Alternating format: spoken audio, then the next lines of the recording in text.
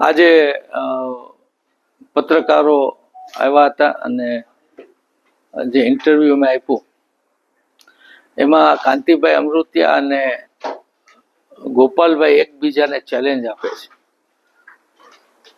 ગોપાલભાઈ ખૂબ વિસાવદરના લોકોને મજબૂત પ્રતિનિધિ બની બતાવીશ એવી લાગણી વ્યક્ત કર્યા પછી ભેસાણના રસ્તાઓ માટે એને લડવું જોઈએ અને ગુજરાત આખામાં ફરવાને બદલે પોતાની લોકપ્રિયતાને વધારવાને બદલે એમની જવાબદારી વિસાવદર પ્રત્યેની વિસ્તારની છે એ નિભાવવાનો એમણે પ્રયત્ન કરવાને બદલે ન્યાના રસ્તાની ચિંતા મૂકી અને મોરબીના રસ્તાની વાત કરે છે.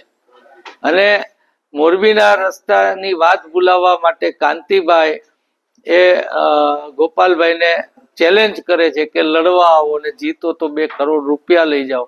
2 કરોડ રૂપિયા દેવાની એમને વાત કરે છે ત્યારે બેમાંથી કોઈ પણ એક વ્યક્તિ એવું નથી બોલતા કે આમાં લોકોના પરસેવાના પૈસાથી ફરીવાર ચૂંટણી કરવી પડે તો એ પૈસા બેમાંથી કોણ આપશે એની ચર્ચા લેસ માત્ર થાય છે.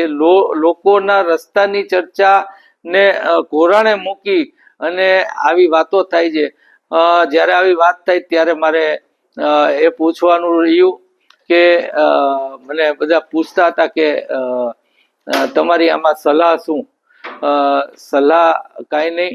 હવે આમાં જોવાનું છે કે આ